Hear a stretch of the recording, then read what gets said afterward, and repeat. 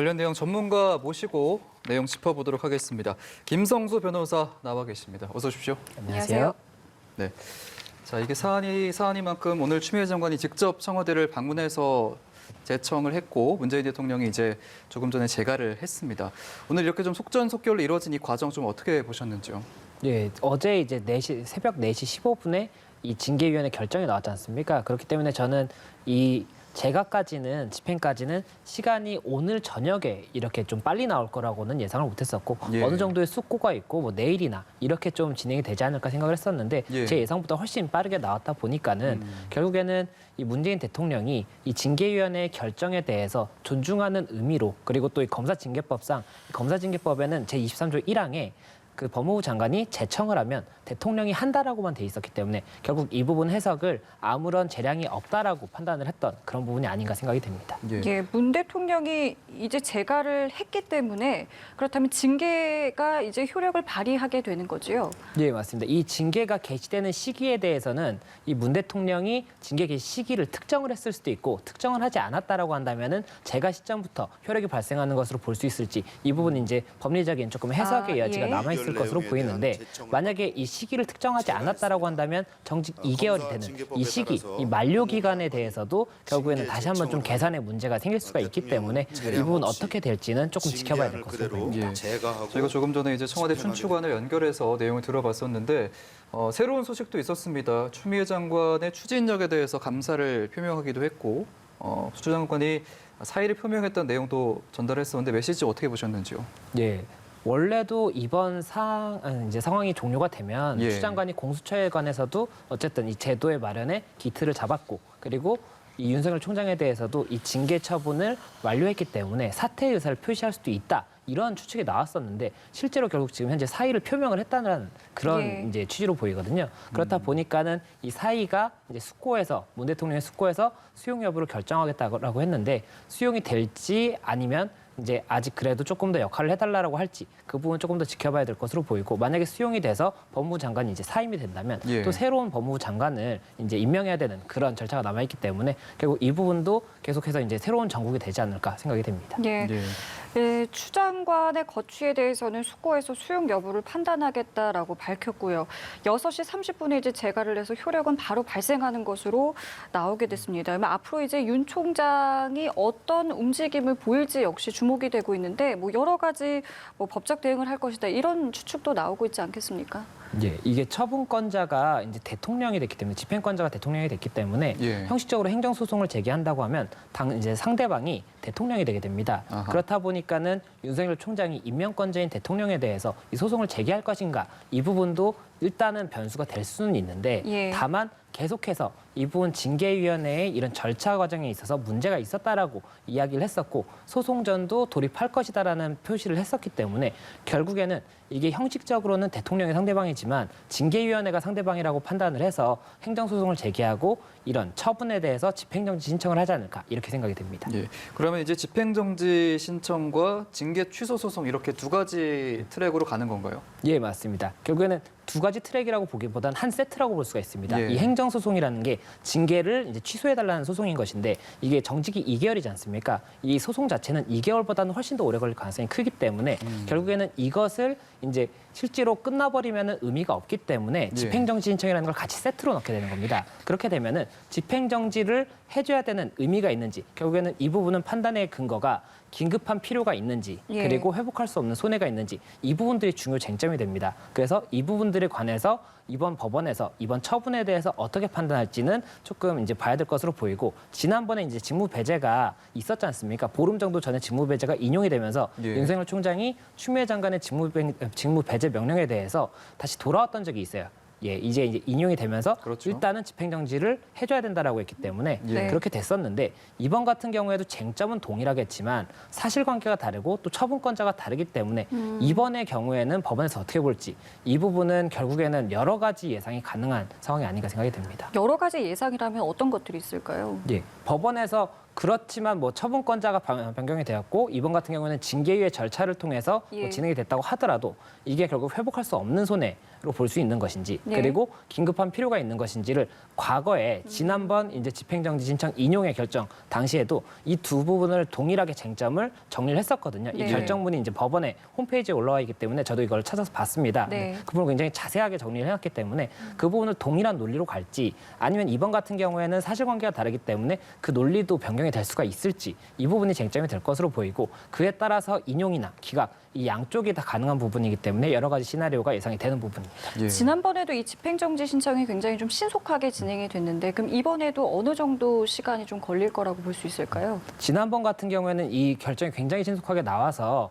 이제 윤 총장이 일주일 만에 자리에 예. 다시 복귀할 수가 있었습니다. 그래서 이번 같은 경우에도 만약 법원에서 이 사안의 중대성을 이유로 해서 굉장히 좀 신속하게 진행을 해준다고 한다면 일주일 내로도 결정이 날 수가 있는데 다만 이게 재판부의 성향도 다르고 재판부에서 이 부분을 더 신중히 판단하기 위해서 시간이 필요하다고 본다면 일주일보다도 길어질 수가 있기 때문에 예. 이 부분은 이렇게 아직 속단하기는 조금 어렵지 않을까 생각이 됩니다. 예, 오늘 새벽에 징계위 결정 이후에 이제 재청과 재가까지 굉장히 빠른 속도로 이루어졌고 이런 상황에서 이제 윤석열 총장 측에서는 집행정지 신청부터 해야 될 텐데 그럼 좀 더 발빠르게 대응을 하겠네요. 예, 아무래도 윤 총장 측에서는 소송 전 돌입을 하겠다라고 이야기를 했었기 때문에 예. 이미 이 징계 의결서를 받아서 이 징계 의결에 관한 절차 부분, 이제 하자라든지 내용의 하자도 짚어야겠지만 그 외에 나머지 법리적으로 다툼을 주장할 부분들은 많이 상당히 정리를 해놨을 겁니다. 그렇기 때문에 이제 징계 의결서를 받고 이 징계에 관한 부분을 조금 더 추가한 다음에 행정소송이랑 집행정지 신청을 할 것이고 그 부분이 굉장히 빨리 진행이 될 수밖에 없을 거로 생각이 됩니다. 그 쟁점 자체가 이미 다 나왔었기 때문에. 예.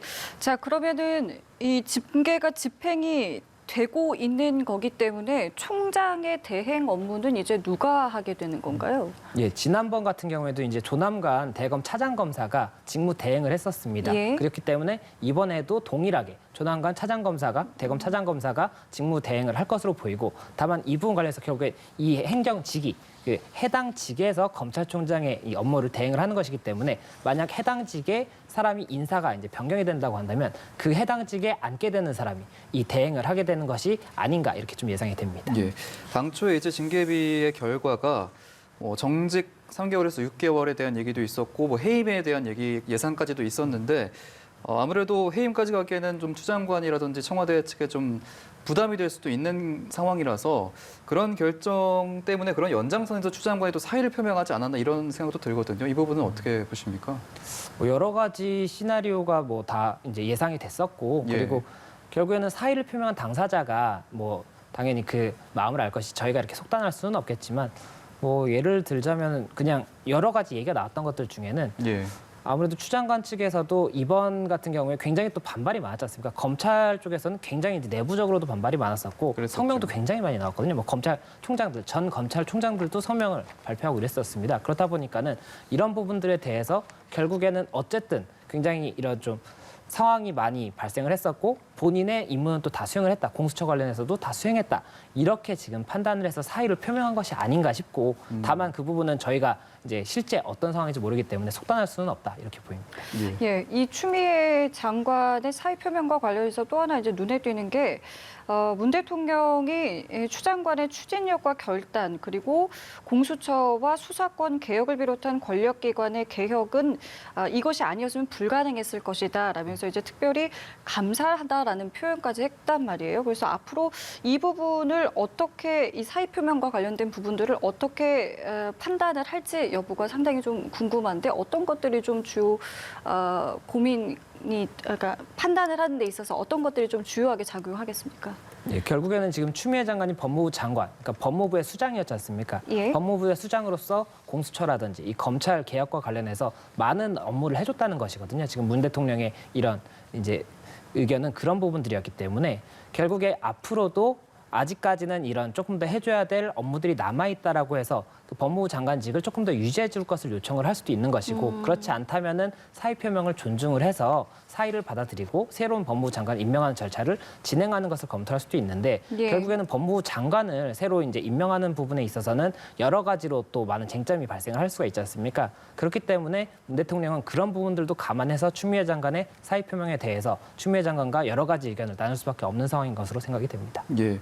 앞으로 이제 윤석열 총장 측은 소송전을 나서게 될 텐데 말씀해주신 것처럼 이제 문 대통령을 대상으로 해야 되기 때문에 부담이 클 텐데 특히나 지금 청와대 메시지를 보면 추미애 장관의 노고를 좀 치하하면서 검찰 개혁에 어떤 큰 가치를 내세웠기 때문에 이 부분은 윤 총장 측에서 앞으로 소송에 좀 대응할 때 부담이 되는 측면이 있을 것 같아요. 예, 아무래도 윤석열 총장 입장에서는 임명권자가 어쨌든 처분을 내린 것이기 때문에 예. 이 부분을 존중하지 않는 것이 맞는지에 대해서는 고민할 수밖에 없습니다. 형식적으로라도 어쨌든 대통령이 상대방이기 때문에 예. 그래서 그런 부분들을 조금은 검토할 것으로 생각이 되고 그리고 추 장관에게 이제 검찰 개혁에 대해서 이야기를 했는데 이 부분이 비단 이 검찰총장에 대해서 징계를 했다고 해서 이제 검찰 개혁을 했다는 것이 아니라 공수처가 이제 검찰과 같이 가는 공수처라는 이제 새로운 처가 이제 설립이 된 것이고 예. 이와 관련해서 추미애 장관이 많은 역할을 했다는 것이거든요. 그렇다 보니까는 이런 부분들의 노고를 취하는 것이지 이 징계 처분을 취하는 뭐 그런 부분들은 아니었기 때문에 이 부분은 조금 이제 짚고 넘어가야 되는 부분이 아닌가 생각이 됩니다. 예. 자, 그리고 앞서 윤 총장의 경우는 검사 징계법이 위헌이라고 일단 헌법재판소에 헌법 소원을 제기한 부분도 있지 않겠습니까? 이 부분은 지금 어떻게 진행이 되고 있습니까? 예, 이 검사징계법의 징계위원을 법무부 장관이 이 징계를 청구하고 법무부 장관이 거의 다 구성을 할 수 있는 것 자체가 위헌이라고 이제 위헌 소송을 제기하고 이때 당시에도 집행정지 신청을 했었습니다. 그렇지만 이 집행정지 신청이 징계위원회가 진행되기 전에 만약에 받아들여졌다고 한다면 이 징계위원회 자체 구성에 문제가 생길 수가 있었을 텐데 지금 현재 징계위원회가 다 종료가 됐지 않습니까? 예. 그래서 현재 만약에 이런 상황에서 집행정지 가처분 신청이 인용이 된다든지 이런 경우가 발생한다면 법리적으로 그렇다면 이미 있었던 징계위원회의 판단을 어떻게 해석해야 되는지 결국에는 좀 많은 법리적인 다툼이 생길 수밖에 없고 이런 부분들도 법원의 판단에서는 뭐 어느 정도는 조금 고민을 해야 되는 그런 부분일 것으로 보이고 이제 그러면 이 가처분 신청이 아니라고 하더라도 원래 위헌 소송 부분이 있지 않습니까? 예. 이 위헌 소송 부분은 시간이 오래 걸릴 거기 때문에 언제 결정이 날지는 알 수가 없겠지만 결국엔 이 부분도 만약에 정직 결정이라든지 임기가 끝나고 나서 결정이 날 가능성이 높다고 한다면은 이 부분 결국 실익이 없는 게 아닌가 생각이 됩니다. 그러니까 이제 앞으로 소송전에서도 그러면 어떤 징계 사유가 되냐 안 되느냐라는 부분보다는 절차적인 정당성이 있었느냐 없었느냐에 더 비중을 두고 진행을 하겠네요. 행정소송 자체에서는 이제 이 처분에 대해서 행정소송이 들어가지 않습니까? 그렇다면은 세 가지가 크게 쟁점이 될 수가 있을 것인데 예. 한 가지는 이 범죄 혐의에 대해서, 그러니까 징계 혐의에 대해서 인정했던 이 부분들이 만약에 징계 혐의 이 사실 자체가 사실이 아니라고 한다면은 이에 대해서 징계를 하는 것은 부당하거든요. 그렇기 때문에 이 징계 혐의를 인정한 내용에 대해서 하나의 다툼이 있을 것이고 그리고 이 절차 진행에 있어서 절차적인 하자에 의해서 처분이 있었다고 한다면 이 부분은 결국에는 취소나 무효의 사유가 될 수 있기 때문에 이 부분도 쟁점이 될 겁니다. 그리고 또 마지막으로는 이 사실관계가 모두 맞다고 하더라도 이 잘못한 부분은 1밖에 안 되는데 10만큼 처분을 하게 되면은 이거는 재량권의 남용이나 일탈이 되기 때문에 이 부분도 네. 취소나 무효의 사유가 되거든요. 그래서 그런 부분들도 이제 다 같이 쟁점이 되고 다툼이 될 것으로 생각이 되는데 다만 말씀을 드렸던 것처럼 이 행정소송 자체는 이미 2개월의 기간이 끝난 다음에나 결정이 날 수가 있기 때문에 결국에는 여기서 핵심이 되는 부분은 행정소송보다는 이 행정소송에 부차적으로 따라가는 집행정지 신청이 될 것이고 이 집행정지 신청에서는 방금 말씀드린 이 부분보다는 더 중요한 쟁점은 긴급한 필요와 회복할 수 없는 손해가 있는지 이 부분이기 때문에 예. 결국 이 부분들이 어떻게 법에서 판단할지 가장 중요한 부분이 될 것으로 생각됩니다. 예. 알겠습니다. 그 지금 검찰에서 진행하고 있는 뭐 큰 줄기의 수사라고 할 수 있겠죠. 뭐 원전 감사 사건이라든가 라임 옵티머스 사건 같은 부분은 어떻게 좀 진행이 되는 겁니까? 이렇게 되면. 예, 이 부분 이제 이 두 사건이 윤석열 총장이 이제 직무에 복귀하자마자도 바로 챙겼던 사건이기 때문에 아무래도 윤석열 총장이 이 정직이 되고 나면은 좀 동력을 잃을 수 있다 이런 이야기가 나오고 있는 상황입니다. 그리고 이제 직무 대행자가 이 부분 관련해서 동일하게 이제 챙길 수 있는 것인지 아니면은 이제 다시 이제 좀 어쨌든 직제가 대행 체제로 바뀌면은 예. 직제를 조금 정비를 해야 되지 않습니까? 예. 이 정비 과정에서 어쨌든 동력을 잃을 수 있는지 이 부분은 지켜봐야 될 것으로 보이고 예. 결국에는 또 만약에 이 대행자 자체가 이제 변경이 될 수가 있기 때문에 그렇게 되면은 또 다른 변수가 있을 수가 있어서 이 사건들이 어떻게 될지는 정말로 예상할 수가 없는 상황이고 조금 많이 지켜봐야 될 것으로 보입니다. 예. 그러면 이제 징계위에서 왜 이런 결정을 내리게 됐는지 좀 쟁점을 짚어보면 좋을 것 같은데 징계 사유가 일단 크게 4가지가 인정이 된 거죠? 예, 맞습니다. 이게 추 장관은 처음에 6가지 사유라고 했었는데 예. 이 징계위원회에서는 이 부분을 8가지로 이제 분할을 했습니다. 조금 더 세밀하게 이야기를 했었고 예. 이 중에 4가지, 이제 절반을 인정했던 것인데 이 4가지를 설명을 드리자면 우선은 이 판사 사찰 의혹 있지 않습니까? 그 부분 관련해서는 징계 양정에 포함되는 이제 잘못된 혐의다 이렇게 인정을 했던 것이고 예. 그리고 채널A 사건 관련해서 감찰 방해를 한 건 그리고 수사 방해를 한 건 이렇게 해서 2건을 또 인정을 했었습니다. 예. 그리고 마지막으로는 이제 이 검찰총장이라면 정치적 중립 의무가 있음에도 불구하고 정치적 중립 의무를 지키지 못해서 이 위신을 손상시켰다. 이 혐의까지도 징계 양정에 포함되는 4가지 혐의로 봤었고 그리고 2가지 혐의. 이제 혐의 자체는 인정이 되지만 이 혐의 자체가 미약하기 때문에 불문하겠다, 책임을 묻지 않겠다라고 결정을 한 부분이 2가지가 있는데 예. 이 부분은 이제 감찰을 진행하면서 감찰에 응하라고 했는데 불응했지 않습니까? 예. 그래서 그 부분 하나를 불응으로 봤었고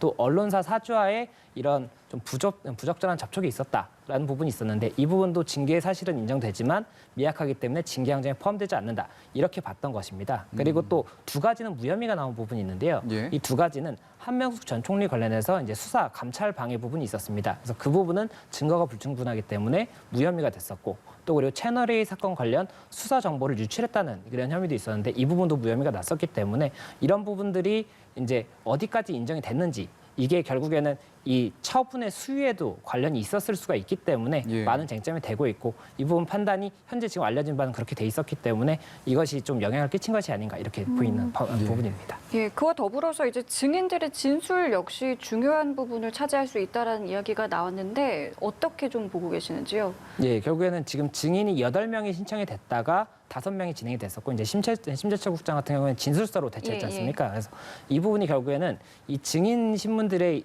증인들이 나와서 하는 이 진술 자체가 증거입니다. 이 증거를 통해서 징계위원회에서 사실관계를 판단을 했던 부분이고 그 중에 이제 4가지가 인정이 됐고 그리고 2가지는 불문이었고 2가지는 무혐의가 나왔지 않습니까? 예. 그래서 그런 부분들이 종합적으로 판단이 된 것으로 보이기는 하는데 다만 이제 윤석열 총장 측에서는 이와 관련해서도 이게 진술서가 제출이 된다든지 또 그리고 이 한동수 대검 감찰부장 같은 경우에는 윤석열 총장 측에서 반대되는 증인이라고 이제 신청을 했던 부분이었는데 그런 부분들에 관해서는 예상할 수 없는 답변 내용이 나올 수가 있기 때문에 보통은 형사소송이라고 이걸 가정을 한다면 예. 이 부분 증인 신문을 한 다음에 이 증인 신문의 녹취록을 받아서 어떤 부분을 이렇게 조금 포인트를 집어서 이 부분이 이렇게 보이기 때문에 사실관계는 이것이다라고 이제 변호인이 주장을 할 수 있는 기회가 있습니다. 네. 근데 이번 같은 경우에는 이게 당일에 신문이 이루어지고 결정이 나다 보니까 예. 그리고 최후 진술권을 이제 현실적으로 못 받았다고 주장을 하고 있지 않습니까? 그렇기 때문에 그런 부분들을 짚을 수 없는 기회가 없었기 때문에 절차적인 하자가 있다라고 주장을 하고 있어서 이 부분도 결국 앞으로는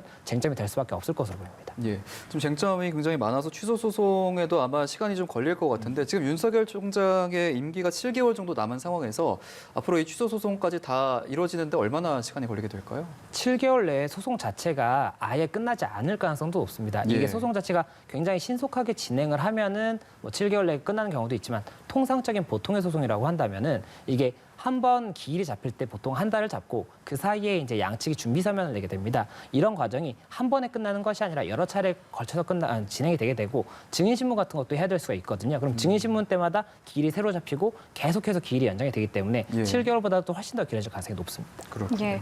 자, 지금 저희가 변호사님과 이야기를 나누고 있는데요. 조금 전에 들어온 내용을 저희가 다시 한번 좀 정리를 해서 전해드리도록 하겠습니다. 문재인 대통령이 오늘 오후 법무부 장관으로부터 검찰총장에 대한 징계위 징계 의결 내용을 제청받고 재가를 했다라는 소식이 들어왔습니다. 또 관련해서 추미애 장관이 문 대통령에게 사의를 표명했다라는 내용도 들어왔는데요. 관련해서는 일단은 숙고에서 수용 여부를 판단하겠다라는 내용이 정리돼서 들어와 있습니다. 지금 뭐 저희가 계속해서 이야기를 하고 있습니다만 다시 한번 좀 여쭤보면은 일단은 윤석열 총장에 대한 부분이 재가가 됐기 때문에 일단은 지금 이 시점부터는 이제 조남관 대검 차장 검사가 모든 것들을 총괄하게 된다라고 이해를 하면 되는 거지요. 네, 맞습니다. 정직 처분이 지금 6시 30분부터 오늘 오후 6시 30분부터 효력이 발휘가 됐다라고 지금 알려져 있기 때문에 그렇다면 현재는 이제 대검 차장 검사인 조남관 차장 검사가 이제 대행 체제로 들어갈 수밖에 없는 것으로 생각이 됩니다. 알겠습니다. 마지막으로 이제 그동안에 검찰에서의 반발도 상당히 있었기 때문에 이 부분 과연 검찰에서 어떤 반응을 보일까 이 부분도 좀 짚어보면 좋을 것 같습니다. 이미 검찰에서는 오늘 오전부터도 굉장히 많은 이제 반응이 나왔었고 예. 말씀드렸던 것처럼 전 검찰총장이 성명을 발표하기도 했습니다. 이 부분이 굉장히 법치주의적으로 위반이 될 수 있다 이런 부분들도 나왔었고 또 그리고 이제 검찰 내부 전상만행인 이프로스에도 여러 가지 의견들이 분분하게 나오고 있기 때문에 결국 이런 부분들도 계속해서 조금 쟁점이 되고 계속 이야기가 나올 수밖에 없는 상황이 아닌가 생각이 됩니다. 예, 알겠습니다. 자, 저희 지금까지 김성수 변호사와 함께 이야기 나눠봤습니다. 오늘 말씀 고맙습니다. 고맙습니다. 고맙습니다.